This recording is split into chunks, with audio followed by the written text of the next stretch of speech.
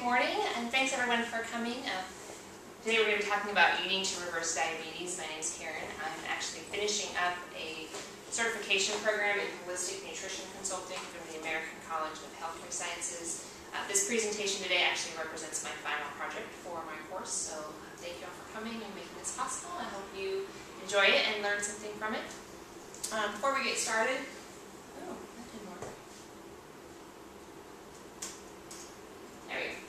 let me tell you just a little bit more about my background. I'm actually a writer by trade. I work for an interactive marketing agency in downtown Kansas City in the River Market area. We work with a lot of medical clients, and one of my main duties in that role is managing a website called Be Sure to Test.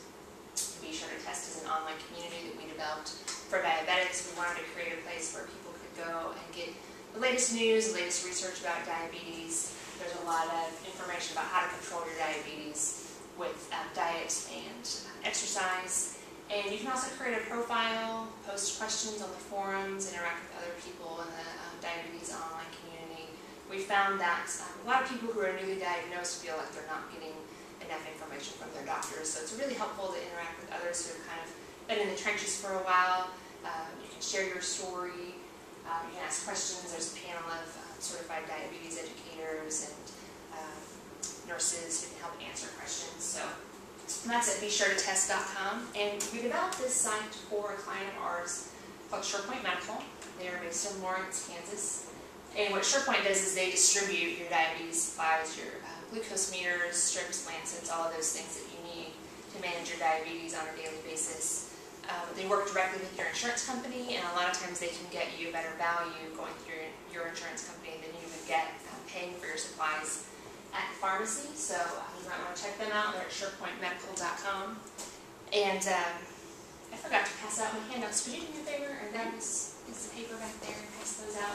All of these websites are listed on your handout, and there's also a link to my website, which has additional links and resources and links to all the studies and articles that we're going to be talking about here today.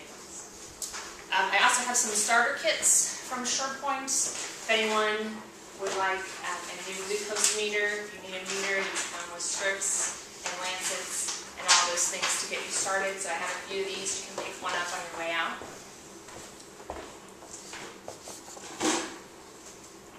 And I do also just want to make sure to mention I'm not a medical professional. Any information shared here today should be seen as informational purposes only. Please don't make any major changes to your diabetes treatment plan without consulting a doctor. That includes diets. And please never try to take yourself off any medications without your doctor's approval.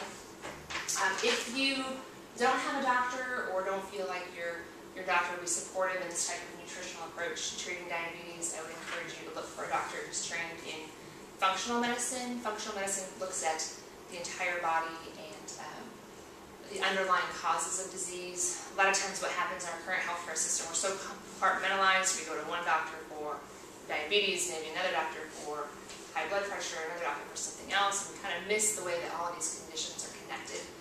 And so functional medicine takes that into consideration and looks at the underlying causes of disease. Before we go any further, I would assume that everybody is here because you have some sort of connection with diabetes, whether yourself or a loved one. But does anyone need clarification on what diabetes is? And we're going to be talking primarily about type 2 diabetes, which is directly related to diet and lifestyle factors. Type 1 diabetes is an autoimmune disease where your body turns on itself and destroys the beta cells in the pancreas that are responsible for producing insulin.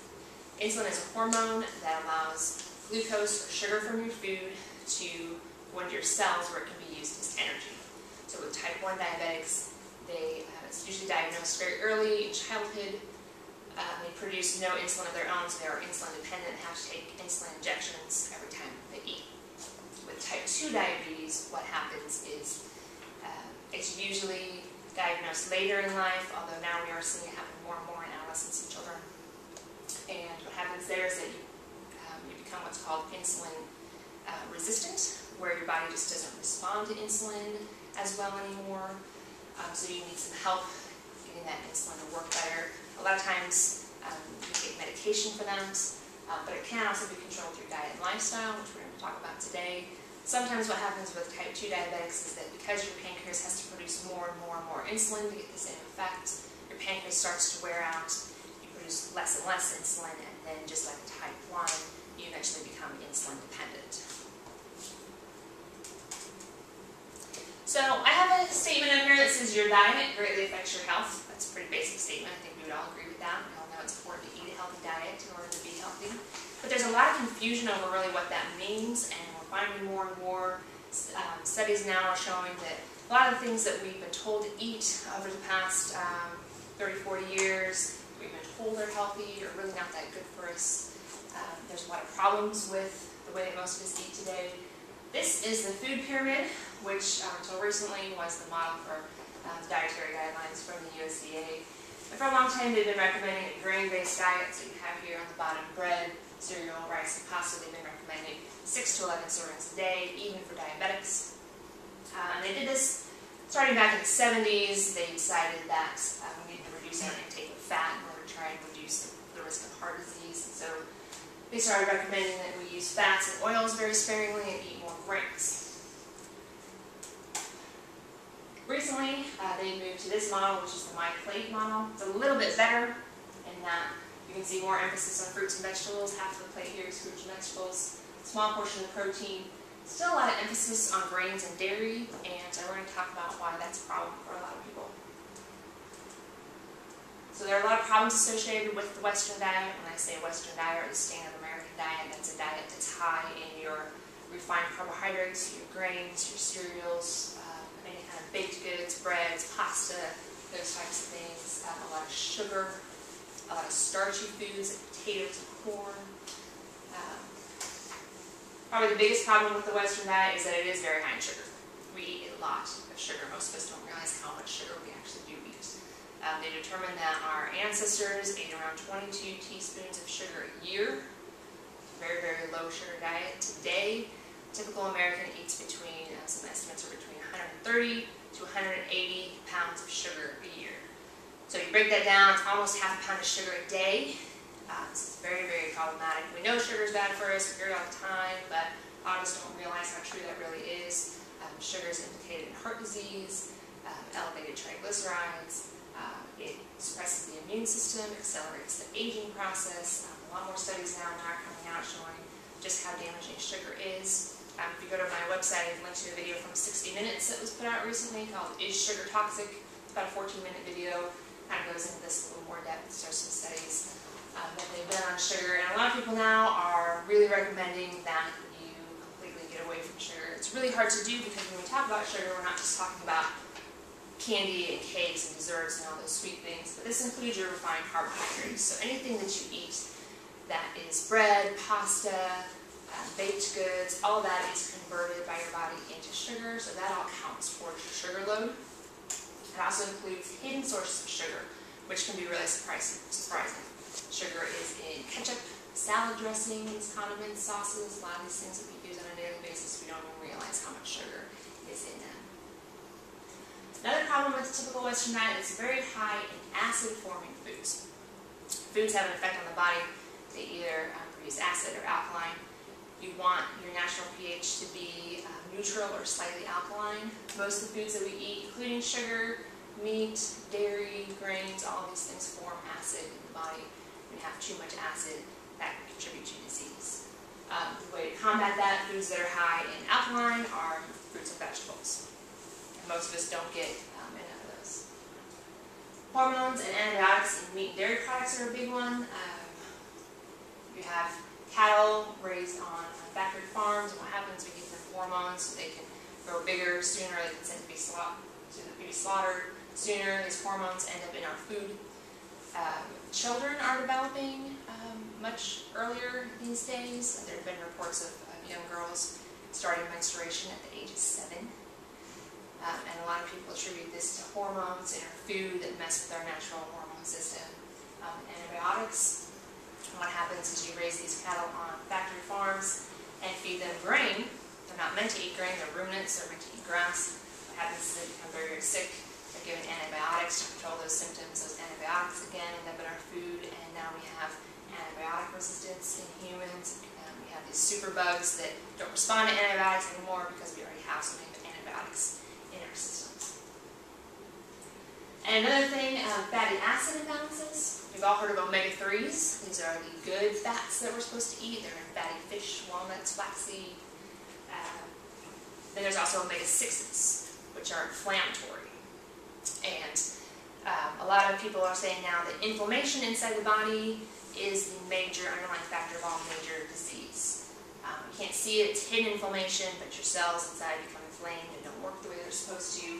So omega-6 acids contribute to that. Omega-6 acids, again, are found in factory farm meat and a lot of these other foods that we eat on a daily basis. Our ratio of omega-3s to omega-6 is supposed to be 1 to 1. In a standard American diet now, it's 16 to 1, omega-6s to omega-3. So we're way out of balance when it comes to fatty acids, which is another underlying factor of all these diseases.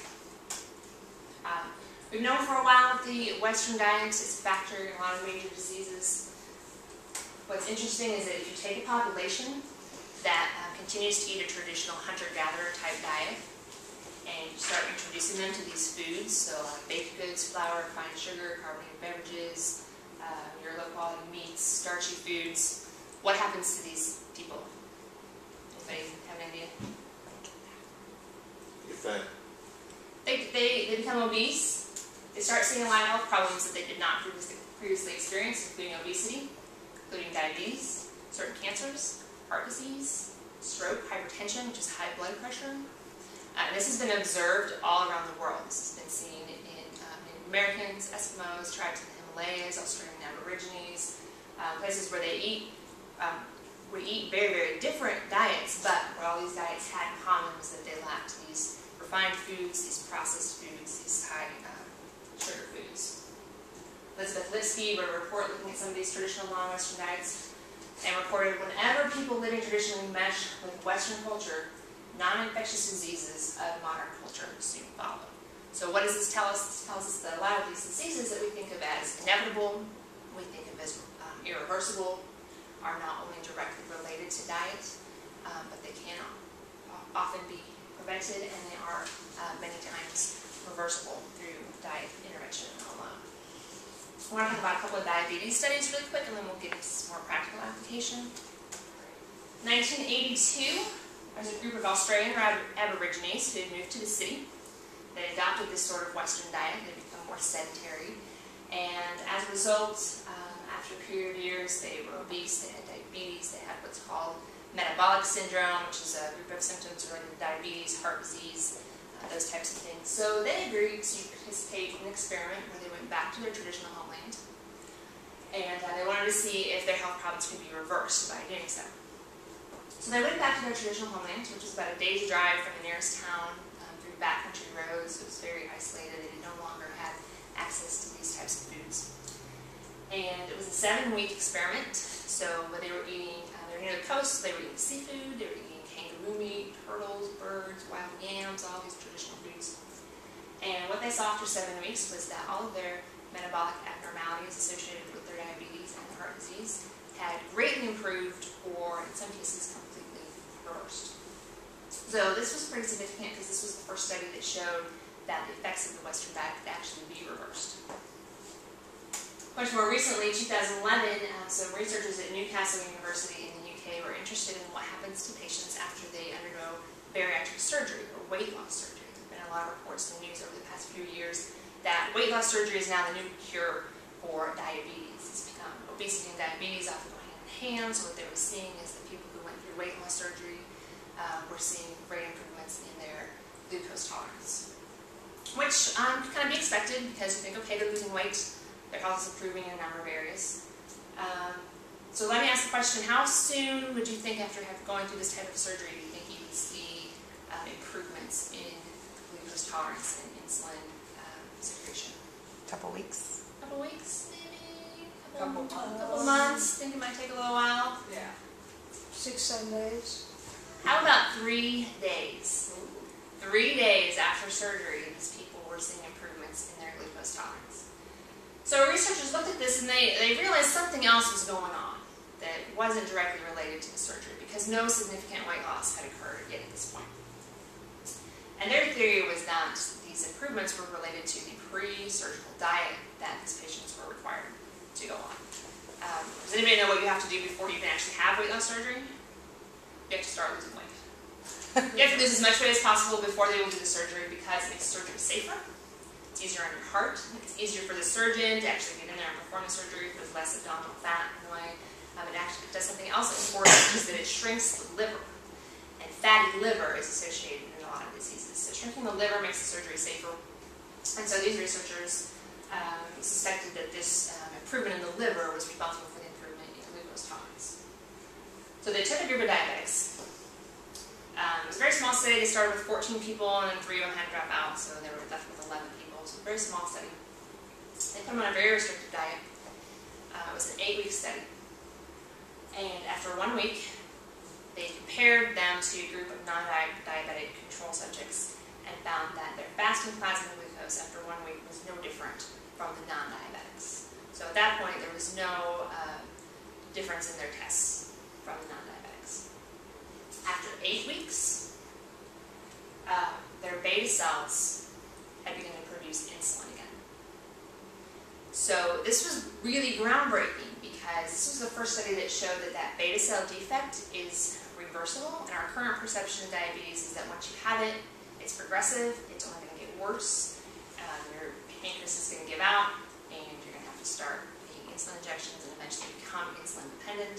So this study actually showed that that's not true.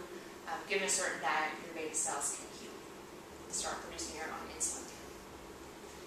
Now, what was this diet? It was very restrictive. It was a liquid diet, so they were given liquid meal replacements, and this is not something that I would recommend you do on your own. They were under doctor's supervision. They were given all the vitamins and nutrients to make sure they did not become malnourished during the process.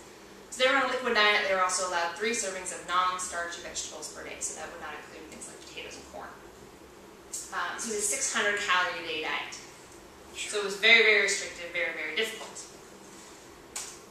So what can you do if you don't want to go on a 600 calorie a day diet, which I would not blame you? We're going to look at a sample meal plan. Just look at it, see what it looks like, and then we'll go a little bit more into some guidelines for healthy eating.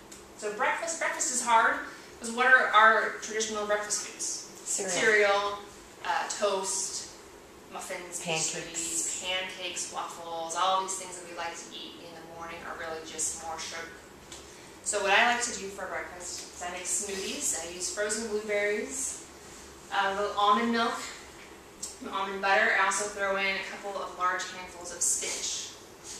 And most people, when they first hear this, they think it's really strange or kind of gross with spinach in a smoothie. But with all these other ingredients and the fruit, the great thing is you don't taste the spinach at all. You can use lots of it and not increase the volume of your smoothie.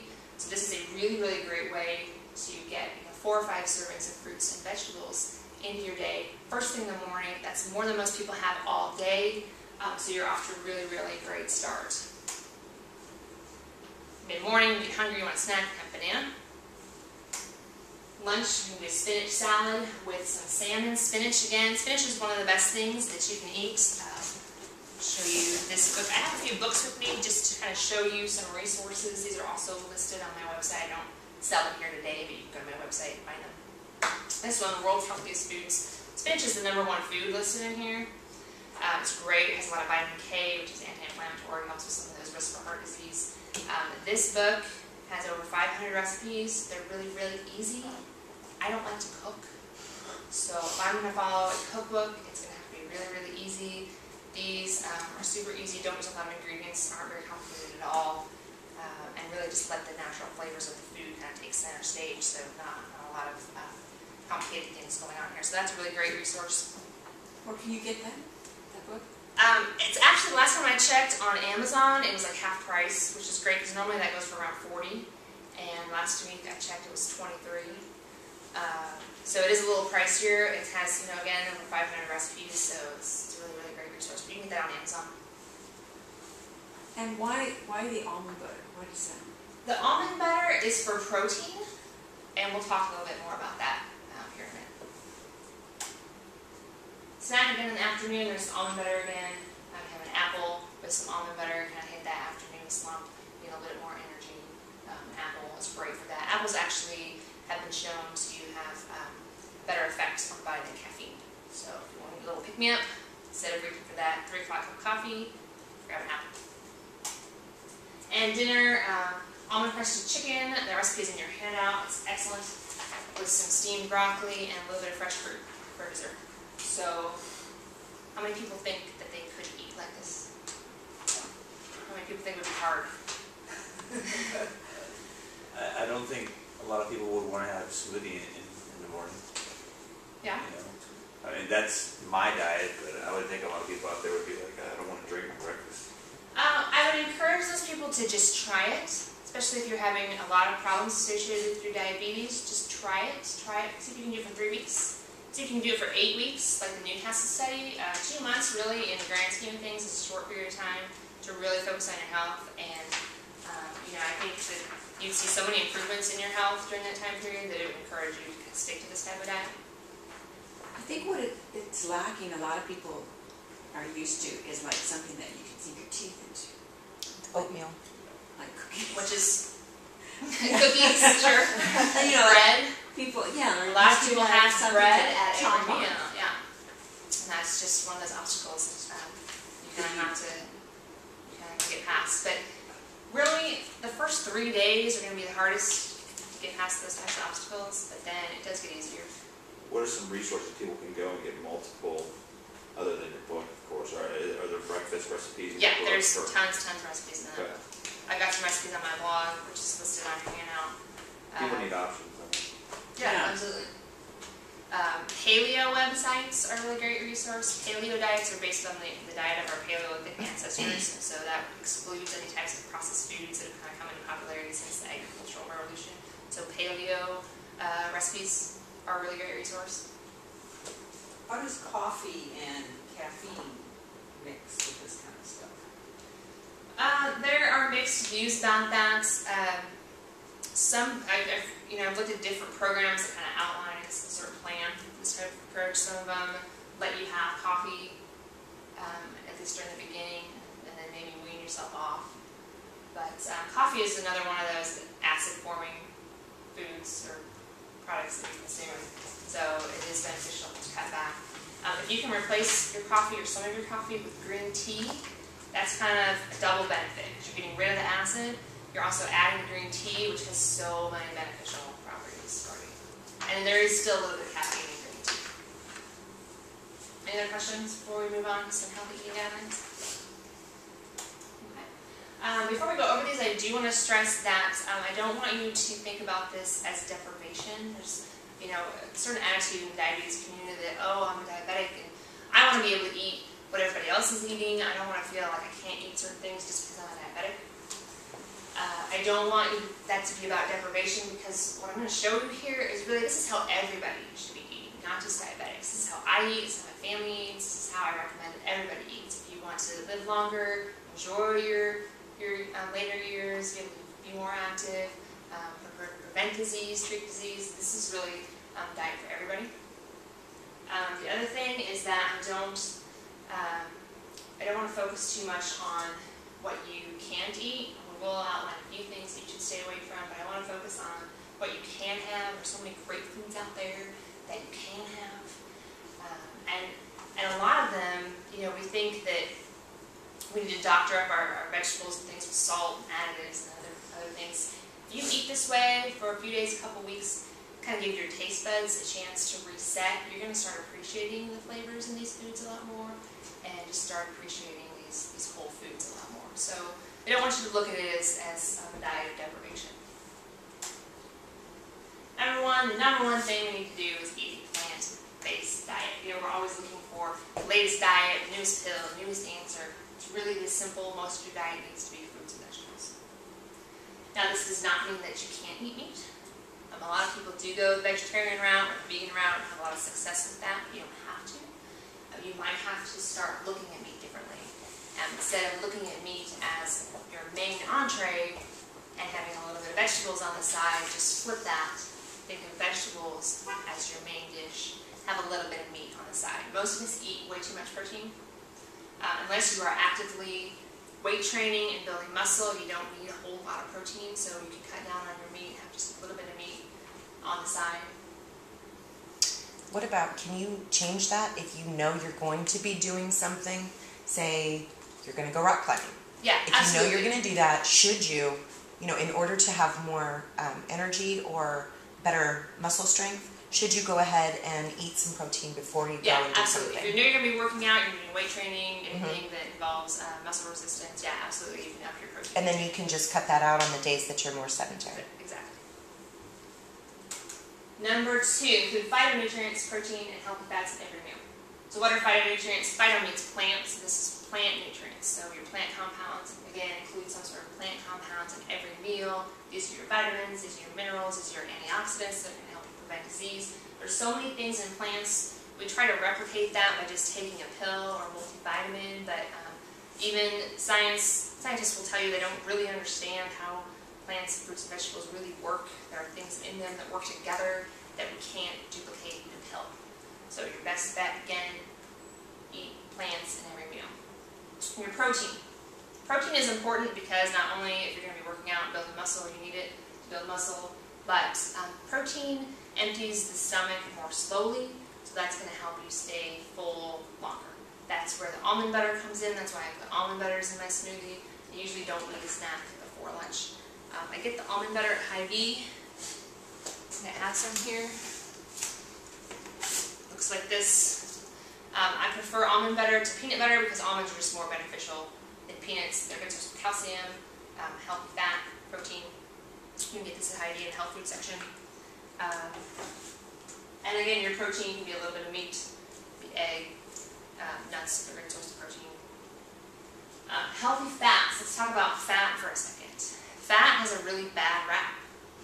People want to avoid fat. You see all these products in the store that are not fat, low fat, fat free. The thing is, though, that dietary fat, fat that you eat, does not contribute to weight gain. So fat does not make you fat. Fat is not stored in the body as fat. Fat is used for energy. It's the main source of energy for your brain. And fat is essential. You need fat in your diet. The thing that is stored as fat, anybody know? Sugar. So what happens with all these low-fat or fat-free products? When they take out the fat to make up for the flavor that's lost, they add sugar. So we think we're being healthy by choosing non-fat products, but really it's another source of sugar. Sugar contributes to weight gain and all these other products. So healthy fats, fats you want to look for are the unsaturated fats, olive oil.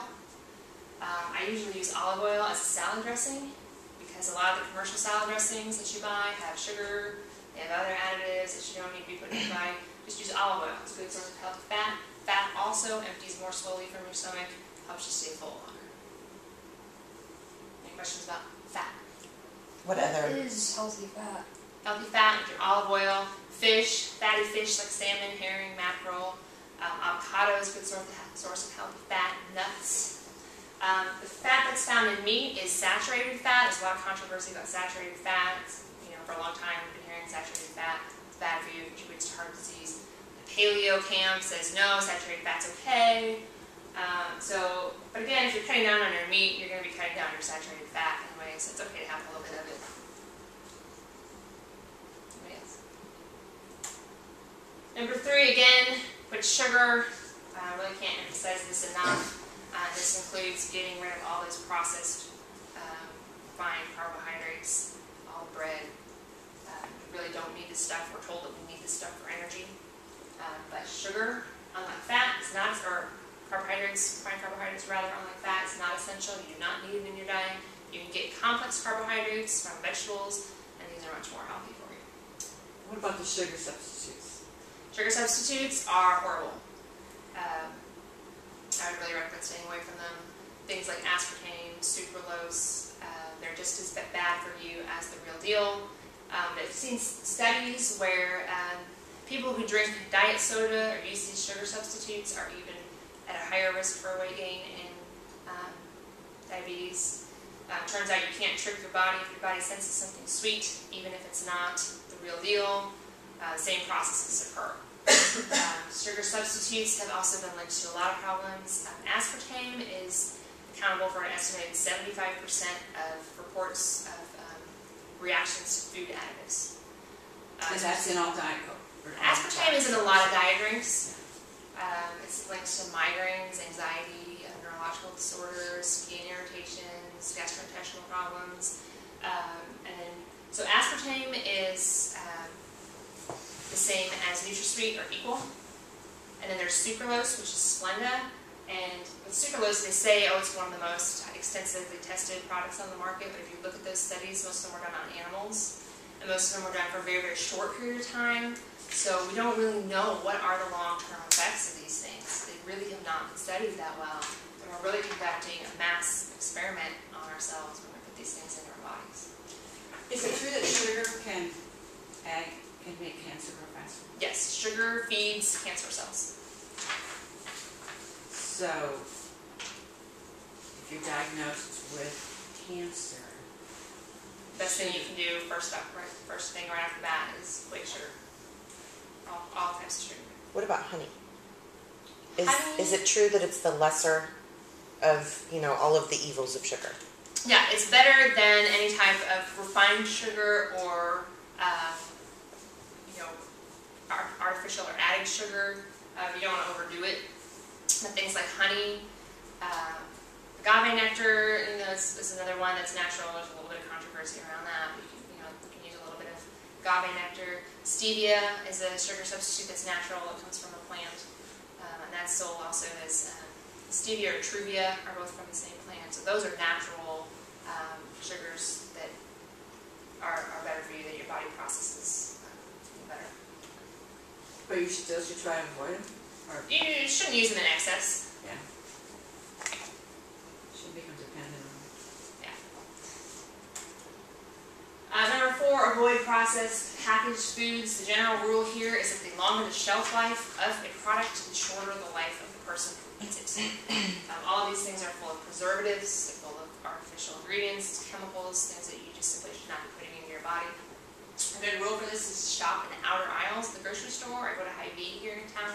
You've got the big produce section right up front. You can swing around back, get some meat.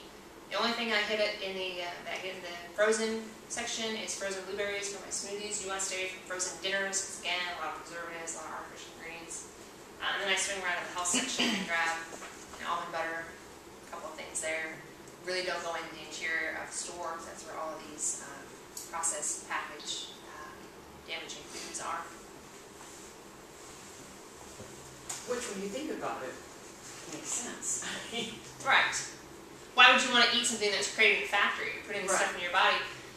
Your body is in the continual process of creating new cells.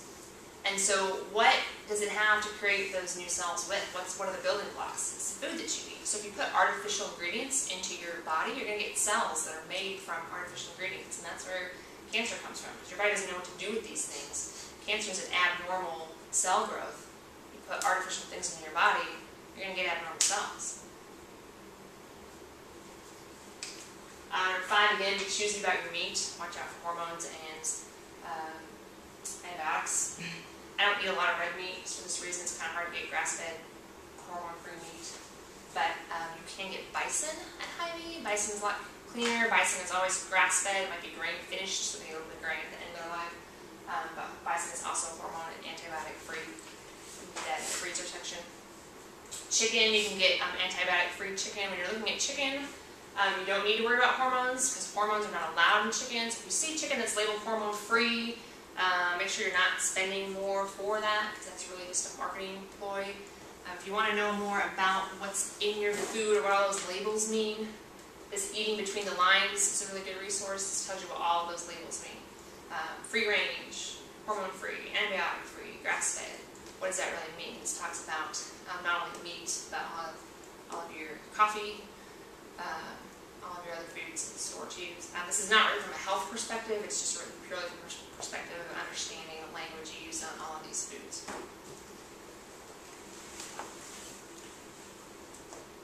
There is an organic butcher shop, actually, in Liberty. It's right outside of Liberty. Oh, I didn't know that. It's called the Pretty Pig or something. Oh, should I?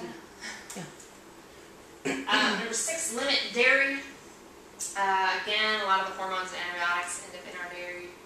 Dairy is also an acid-forming food, so again, you have that acid buildup. Something interesting about dairy, we're told to consume milk and dairy products for calcium.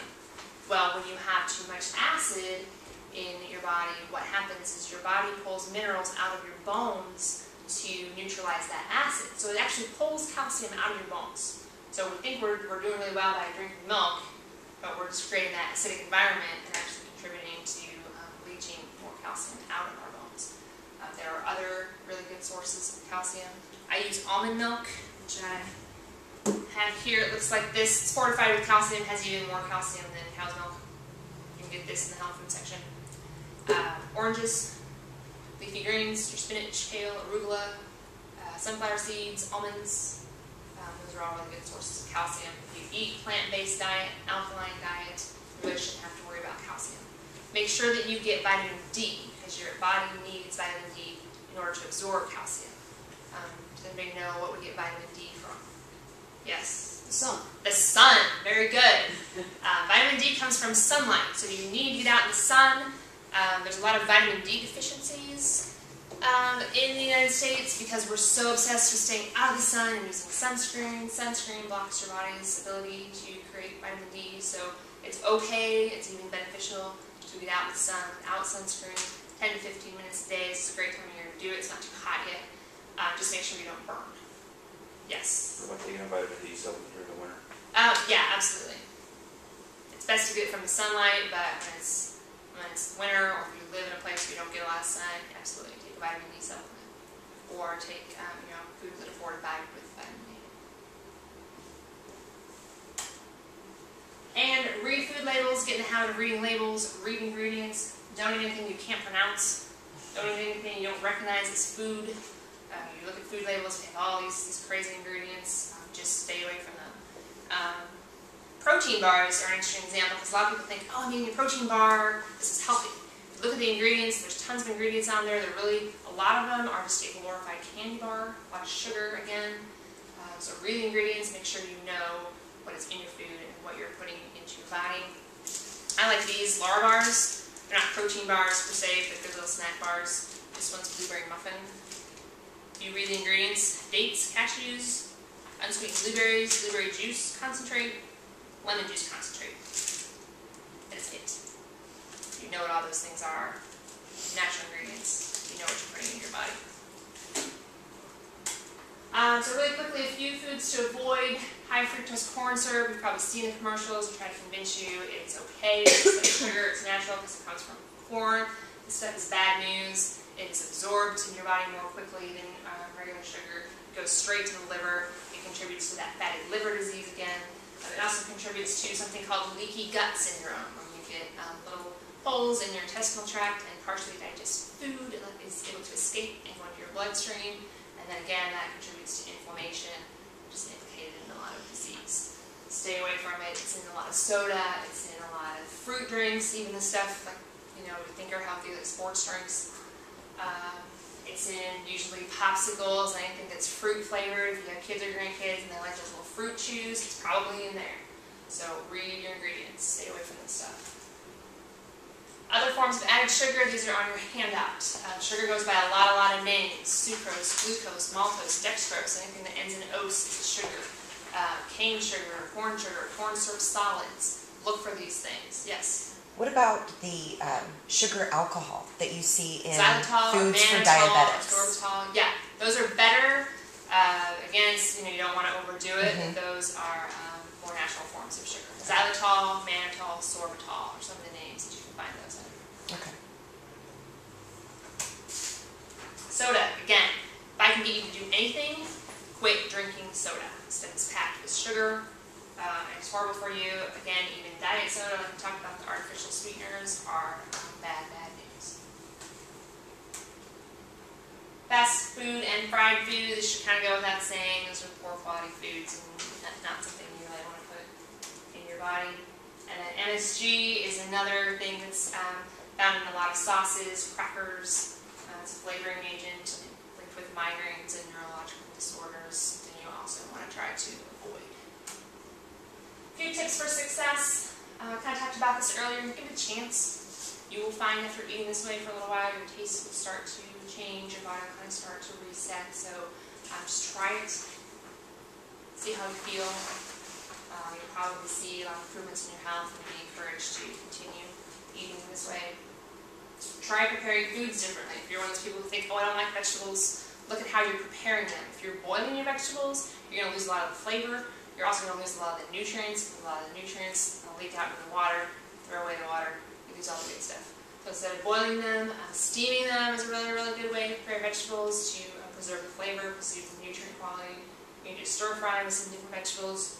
Play around with it. It doesn't have to be complicated, but try preparing things a little differently and see if you like them better. Find substitutes for your favorite foods. This is one of my favorite things to do. If you really, really think you can't give up pasta,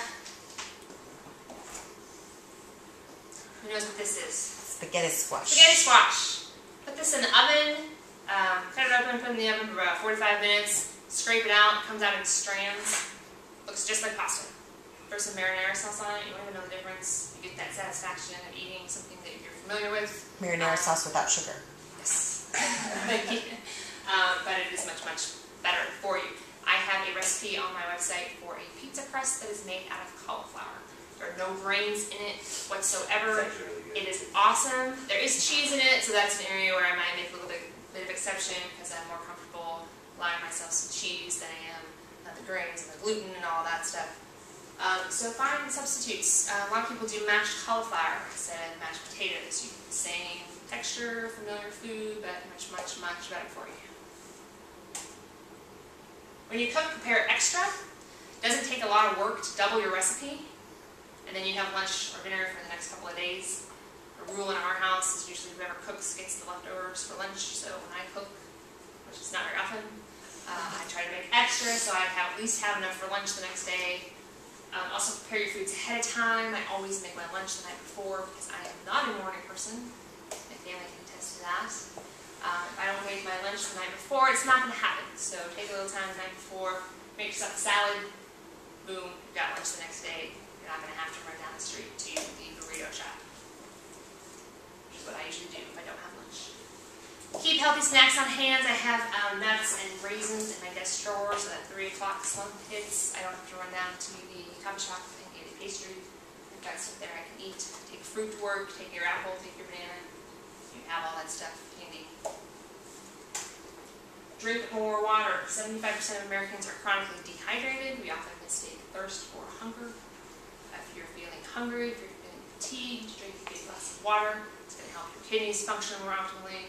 It's going to help flush bad stuff out of your system, especially if you're losing weight. Those fat cells dissolve. They need somewhere to go. Make sure you're drinking a lot of water.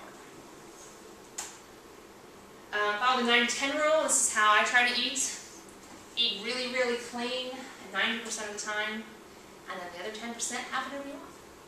If you really, really want a piece of pizza, take one of your meals during the week and have some pizza, and then get right back to eating clean. 10% of the time translates to about 2 meals a week, so make sure you don't overdo it. You know, you hear a lot of people say, oh, I just believe in everything in moderation. It doesn't work because what that does is give you a license to eat a little bit of something at every meal, and then it all adds up, and you're really not eating any better than the standard American diet. So 10% of the time, have pizza, have cake, have something you really love. Make treats the exception, not the rule. You kind of get in this habit of wanting to treat all the time. I do it, I have a sweet tooth. Try to keep those things to special occasions. And try to find other non-food methods of rewarding yourself and dealing with stress. We kind of have this culture of we're going to reward ourselves with food. Your kid gets good grades, you go out for ice cream, you celebrate a promotion or something, you go out and you have cake. Try to find other ways to celebrate, create other traditions with your family. Find other ways of dealing with stress. If you're a stress eater, yoga is great for that. Any kind of exercise is great for stress. Go for a walk, talk to your friend, find something else that you can do besides eating. Really quickly, I want to talk about chemicals in foods and products. This has been in the news just recently. That chemicals in our food and other products contribute to obesity and diabetes because they disrupt the production of insulin. So this includes pesticides in food. So eat organic whenever possible. A lot of people ask, is it really important to eat organic? Yes, because you can't really wash all the pesticides off your food. They're inside the food. They also destroy the nutrient content of a lot of foods. So Hy-Vee here in town is a great organic section. The farmers market is starting up in May. You can go talk to the farmers. A lot of them might not be certified organic, but they still might be pesticide free and use organic practices. They just haven't gone through the certification process. So talk to them, find out where your food is coming from. Avoid phthalates. These are chemicals used in plastics. They help make plastic more flexible. This is why you should look for BPA-free plastic bottles. This is also why you should never microwave food in plastic containers. Those chemicals can leach out into your food. Look for phthalate-free cosmetics. You won't probably see phthalate listed as an ingredient, but the label will say phthalate-free. Anything that you put on your skin goes directly into your bloodstream. So it's really important, again, to look at ingredients on facial cleansers, facial moisturizers, body lotions, things like that. And beware of synthetic fragrances. Phthalates are also used in fragrance. This is my contact information, my blog. I'll have a namaste. And my email address is Karen@KarenHasn'tRun.com if you want to contact me. I do want to leave you with a story. About a year ago, I read an article by a writer named John Robbins, food journalist. He was writing about a place near Phoenix called the Heart Attack Grill, which actually celebrates obesity. Anyone over 350 pounds eats for free. But he went on to tell the story of a woman who was 30 years old, who weighed 400 pounds, diabetic, 13 different medications. And she was very, very desperate to get her diabetes under control. Nothing was working. She followed her doctor's advice. They put her on a high-protein diet. It didn't help. She was working out 5 times a week. Wasn't helping. She had nerve damage in her leg. She was at risk of losing her leg because of her diabetes. She was very, very desperate. She talked to a friend of hers who was a vegan nutritionist, and she said, you need to go on a vegan, plant-based diet. And her first reaction was kind of one of anger, She said, I have the best doctors, I'm doing everything they're telling me to do. Who are you to tell me that all I need to do is go on a plant-based diet? But she was desperate enough. She did it. Started losing weight. Within 30 days, she was off her insulin. She went back to her doctors and they were amazed. And they said, looked at her numbers and they said, how did you do this? She said, well, I went on what she called a 100% healthy plant-based diet. And instead of being surprised, her doctors said, oh, sure, we know that plant-based diets can be very effective in treating diabetes. And she said, okay, why didn't you tell me this? I've been trying everything. Why didn't you tell me this? And their answer was, well, it's not practical. It's not practical.